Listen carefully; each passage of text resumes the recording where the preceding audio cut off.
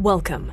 You're listening to the Malcontent News Russia-Ukraine War podcast, the show that cuts through the fog of war and updates you about the ongoing conflict in Ukraine.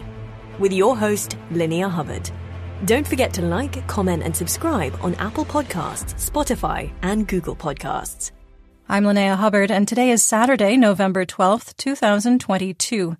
It's been 3,181 days since Russia occupied Crimea on February 27th, 2014, and 262 days since the large-scale invasion of Ukraine began.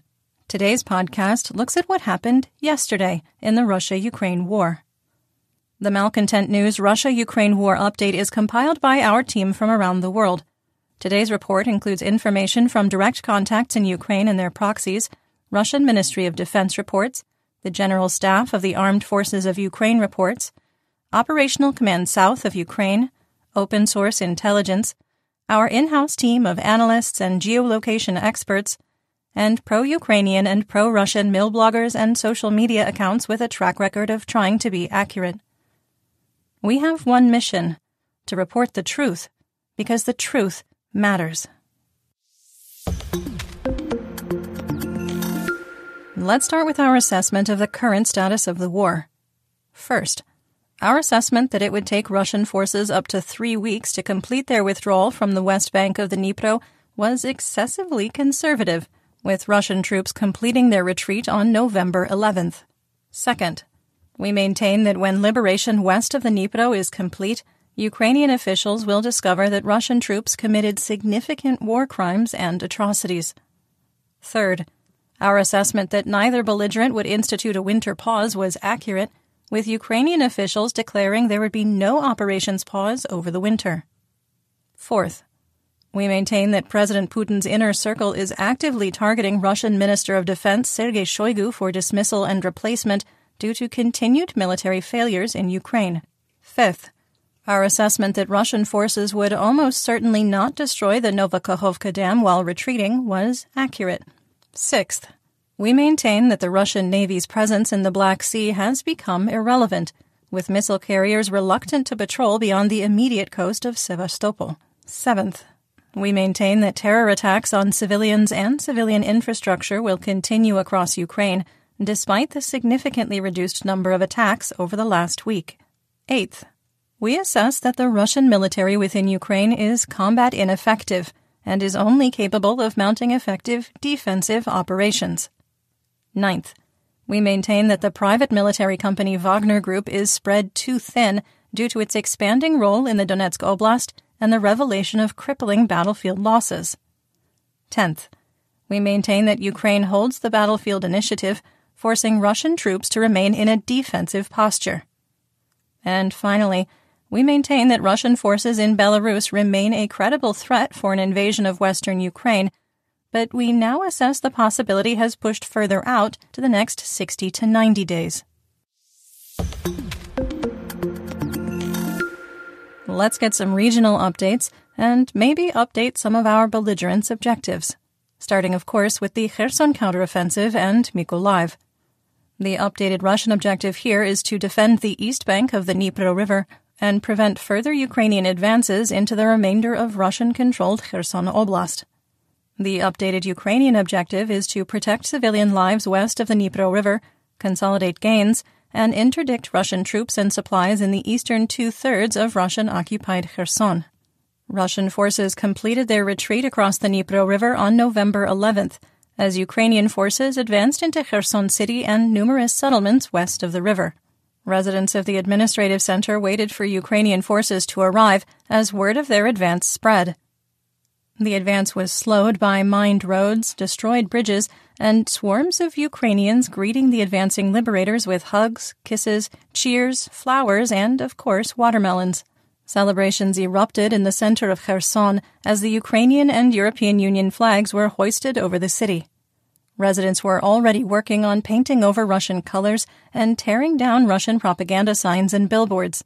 Celebrations continued into the night after almost 9 months of Russian occupation. The reports of massive Russian losses at Novokakhovka and Kherson appeared untrue and were spread by panicked Russian social media channels. The Russian Ministry of Defense, or MOD, reported that not one piece of military equipment was left behind in the retreat, but the reality was a little bit different. Ukrainian forces found an abandoned Mi-8 helicopter at Chornobaivka that had somehow survived repeated missile and artillery strikes, and Ukrainian forces have discovered at least 3 significant ammunition depots. Abandoned Russian positions were being located with equipment, weapons, and additional ammunition left behind. Russian forces successfully destroyed some equipment during their retreat, but all in all, Ukrainian forces appear to be poised to replenish equipment losses. Natalia Humenyuk, Communications Director for Operational Command South, or OCS, reported drone imaging showed significant amounts of military hardware left behind by Russian troops, including artillery, tanks, and armored vehicles. Pictures were starting to emerge of captured Russian troops in Ukrainian custody. Russian propagandist Alexander Sladkov claimed that over 20,000 troops and 3,500 pieces of military equipment were evacuated from the west side of the Dnipro. Russian combat engineers destroyed the Antonovsky Bridge, the Darivka Bridge, the Antonovsky Mist Railroad Bridge, and the bridge over the Novokakhovka Dam. While destroying the bridge at the dam and hydroelectric plant, Russian forces damaged at least one of the floodgates during demolition, with satellite images showing some water moving through the damaged area. The dam remains intact, but the damage to the structure is unknown. Neither government has called for an evacuation, however, or stated concern over the visible damage. Russian forces destroyed the 200-meter-high television transmission tower in Kherson as they left the city, further crippling communications. Ukrainian officials were appealing for Kherson residents not to try and return home due to Russian mines, traps, and a lack of electricity, water, sewer, heat, internet and communications, and natural gas service. Fun fact, Ukraine liberated approximately 3,000 square kilometers in the last 24 hours, and 4,300 square kilometers since October 1st.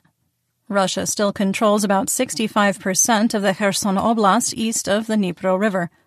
Over 95% of Mykolaiv Oblast is back under Ukrainian control, with Russian forces only holding the Kinburn Spit, which is connected to Russian-occupied Crimea. OCS reported that the Ukrainian Air Force completed 2 airstrikes on Russian troop concentrations in Berislav and Kherson, while ground forces conducted 34 fire missions. In Chervony Mayak, a Russian headquarters was attacked, killing up to 30 troops and destroying several vehicles. A group of Russian troops in Kakhovka were also attacked, with the number of casualties unknown. Russian forces continued to build defensive lines along the east bank of the Dnipro in 2 echelons, one on the riverbank and the second 5 to 10 kilometers back. Russian engineers are also building extensive defense structures in southern Kherson on the Crimea administrative border. In Novokakhovka, collaborators and their families were scheduled to be, quote, evacuated by bus to Russian-occupied Crimea. Overall, the reaction to the military defeat in Kherson among Russian state media and mill bloggers was pretty tepid. The Kremlin had been setting conditions to ready the public and its state media channels that a withdrawal was a necessary and sound military decision. Russian Army Colonel General Sergei Surovikin stated last month that, quote, difficult decisions might have to be made, end quote, and the Kremlin released talking points to state media channels to sell the retreat to the Russian public. Some assessment here. We are legit surprised at how effective the Russian retreat was from Kherson and how quickly it was accomplished. While some expected more kinetic warfare, we have repeatedly assessed since April that Ukraine had no interest in retaking Kherson by force and would work to bypass Kherson city and isolate Russian troops. Ukraine fought 11 weeks of attritional warfare in challenging terrain, starving Russian troops of basic supplies to maintain their occupation. With winter approaching and a lack of basic gear, the Kremlin did make a wise decision. Having said that, there is no way to dismiss this as a catastrophic defeat for Russia, even if they retreated with most of their force intact. Unlike Severodonetsk and Lysychansk, which offered limited strategic value, the withdrawal from the west bank of the Dnipro has dramatically improved the situation in western and central Ukraine, while freeing up significant battle-experienced military resources. The Russian Ministry of Defense has already stated they'll station half of the troops withdrawn from the West Bank along the East Bank. Ukraine, on the other hand, will likely turn over the defense of western Kherson to the Territorial Guard and National Police. Kremlin spokesperson Dmitry Peskov told Russian state media agency TASS that the Kremlin has not withdrawn its claim on Kherson and insisted that the areas west of the Dnipro still belong to Russia. He went on to say, quote, "There are no changes, and there cannot be any changes here," end quote.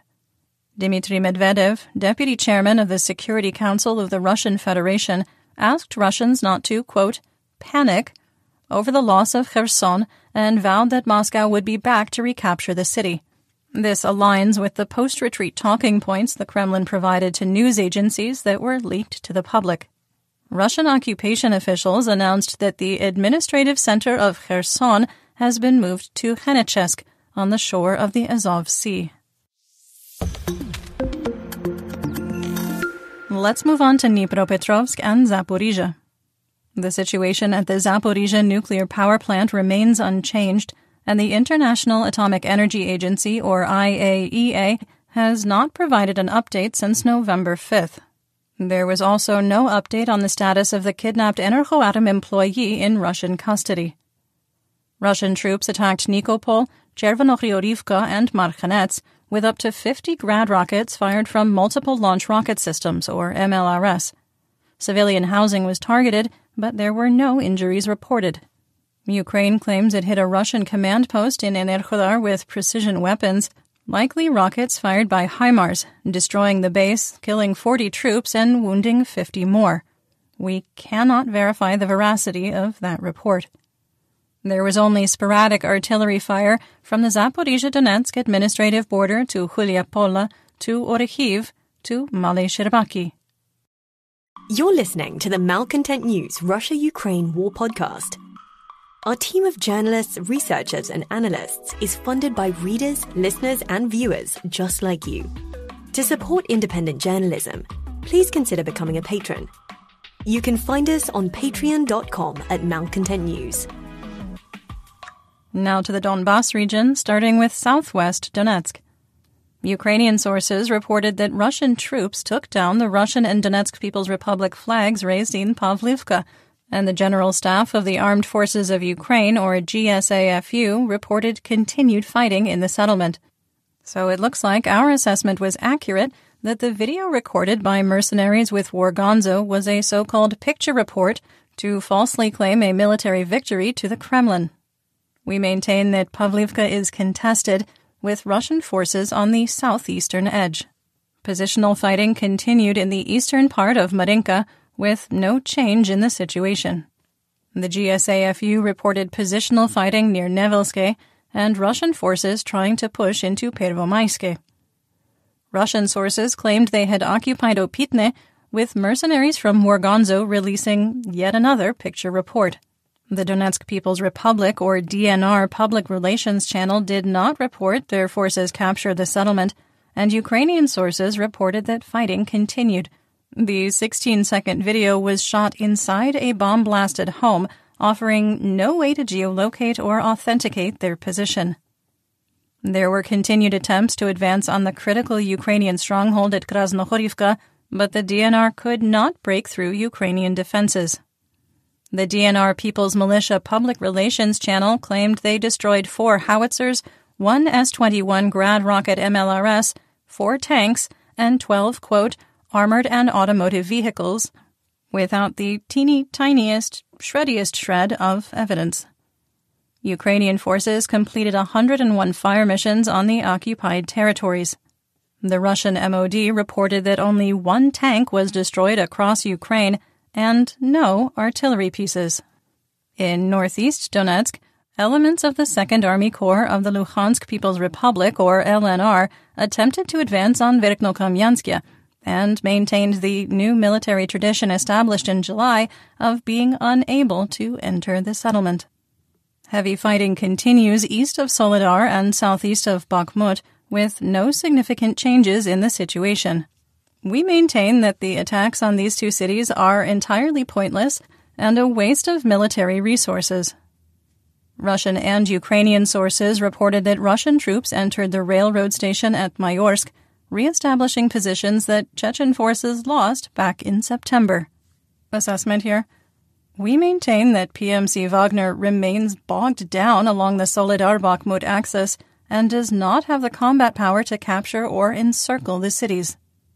In Luhansk, Russian forces continued their attempts to slow the Ukrainian advance at Novoselivske and Myasozharivka, launching continuous offensives on both villages without success. South of Svatova, rockets fired by HIMARS struck a Russian stronghold in Miluvatka. Russian forces continued to launch attacks on Makeyivka, but remained unable to recapture the town or push Ukrainian forces back.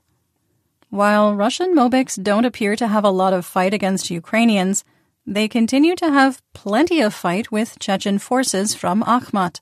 While fighting around Makeyivka, Mobiks and Chechens got into a dispute, which devolved into a firefight. 3 Russian-aligned soldiers were wounded. And much to the disappointment of their fans, I'm sure, not a single TikTok was made. Finally, Russian forces supported by PMC Wagner continued their relentless attacks on Bilohorivka and continued to be relentlessly unsuccessful. The introduction of Russian Mobiks is creating a frozen front with both belligerents engaged in attritional warfare. While casualties are high on both sides, the lightly armed and poorly trained fresh conscripts suffer extreme casualties along the axis. Moving on to the Kharkiv region. The GSAFU reported that Ukrainian forces successfully repelled attacks on Orlyansk and Mykolaiv. Russian sources did not report any offensives in the region. The report indicates that Ukraine has established positions in both settlements, and we made a small adjustment to our war map to reflect the advance. In the Black Sea, Crimea, and Odessa region, 2 missile carriers capable of carrying 8-caliber cruise missiles each remain on patrol in the Black Sea. There has been no reported change in position or readiness. Moving on to the Russian front, the Russian Ministry of Defense released a video of a Ukrainian prisoner of war claiming that the Ukrainian military was planning to invade Belgorod and Kursk oblasts in the winter. The accusation is baseless, and the video was coerced. The Kremlin is attempting to frame Ukrainian successes in defending their own territory as an existential threat to the Russian Federation in order to maintain support for the special military operation among the Russian people. Okay, some assessment here. In less than 9 months, we've gone from Kyiv in 3 days to Ukraine is going to invade us. But sure, yeah, all is definitely going to plan. Let's talk about developments theater-wide and outside Ukraine. Alexei Danilov, the Secretary of the National Security and Defense Council of Ukraine, said there would be no, quote, freezing ongoing offensive operations after the liberation of Kherson during the winter months. Danilov told reporters, quote, "We cannot freeze anything. We have to liberate our land in spite of weather or season. We cannot miss a single step because our people are there and we see how they are suffering." End quote. Ukraine has started constructing a wall along the border of Belarus. The fortification includes a tank trap ditch, a defensive embankment, and a concrete reinforced wall with razor wire on the top. Ukrainian officials reported other, quote, surprises were being constructed along the fortified line, but those details are classified. Belarus has extended ongoing military exercises again, announcing that joint training with Russian troops will continue through November 21st. Belarus announced annual training exercises in July and has extended the operation since. Ukraine's security service brought down a bot farm in the Vinnytsia Oblast run by 4 people. The operation would create up to 500 fake accounts a day on various social media platforms, pretending to be Ukrainian nationals in the occupied territories. The operation received technical support from a resident in Kyiv and was backed by the Russian FSB. The operators are not charged with treason, but are accused of committing computer and finance crimes. Speaking of pretending, let's talk about Russian mobilization. United States officials reported that Russia attempted another test of its nuclear-powered Poseidon torpedo last month, which allegedly can produce 1,000-meter-high tidal waves. The test was reportedly a failure. Russia announced Poseidon in 2018, but has not been able to complete a successful test of the delivery vehicle. That hasn't stopped the Kremlin and Russian state media, however, from threatening to use Poseidon to target United States coastal cities and destroy the United Kingdom. In our War Crimes and Human Rights segment, we discuss events that might be upsetting to hear about. There is minor graphic detail in today's report, and if you are sensitive to descriptions of human rights abuses, please feel free to skip ahead to the next segment. Timestamps are in the description. Russia and Ukraine completed another prisoner of war swap, with 45 soldiers returned to each nation. Russia also returned the bodies of 2 soldiers for burial as part of the exchange. In the liberated region of the Bereslav Rayon in Kherson, investigators found the bodies of 3 civilians in a basement who appeared to have their heads bashed in. All 3 had extensive skull fractures. An investigation has begun to determine if this was a war crime. In geopolitical news, Dmitry Peskov told reporters in Moscow that Russian President Vladimir Putin will not virtually attend any sessions of the G20 summit in Bali, which starts on November 15th. Peskov claimed that Putin could not attend due to his schedule and a, quote, need to stay in Russia, end quote. Serhiy Nikiforov, a spokesperson for the president of Ukraine, said that Ukrainian President Volodymyr Zelensky will attend the summit, but cannot attend in person. Ballots are still being counted after the United States midterm elections. Democrats appear poised to hold the Senate and could pick up a seat in December when the state of Georgia holds a runoff because no candidate received a majority of the votes. Republican control of the House is no longer certain, but very likely. The Republican Party is expected to reach a narrow majority of up to 5 seats, but Democrats appear to have a path to maintain control by a single seat, depending on the results of 19 congressional districts yet to be decided. Regardless of which party controls the House, it is unlikely that the results of the midterm elections will change the amount of military and economic aid the United States is providing to Ukraine. Editor's note here. For our United States audience, we are well aware that this is a very polarizing topic, even though it shouldn't be. 48% of our audience is from beyond North America and has expressed an acute interest in the midterm elections and the potential impact they could have on Ukraine. In economic news, Ukrainian trade officials reported that work to expand and improve the ports of Izmail, Reni, and Ust-Danaisk on the Danube River increased capacity from processing 30,000 tons of cargo a month to 1.7 million. The work started over the summer in cooperation with Romania to expand trade and create terminals to distribute grain, meal, and edible oils.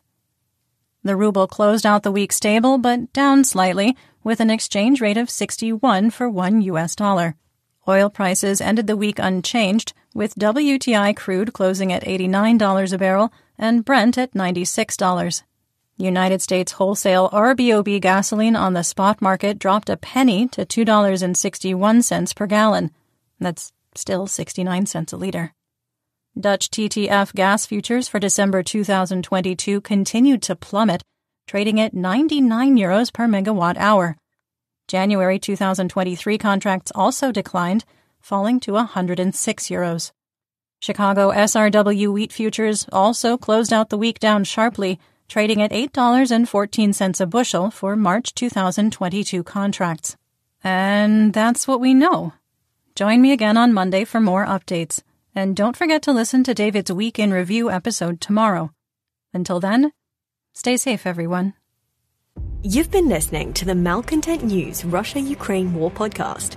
To help keep us independent, please consider providing financial support by becoming a patron. Want on-demand news in your hand? Download the Google News app and make Malcontent News one of your favorites to receive breaking news updates. Thank you for listening.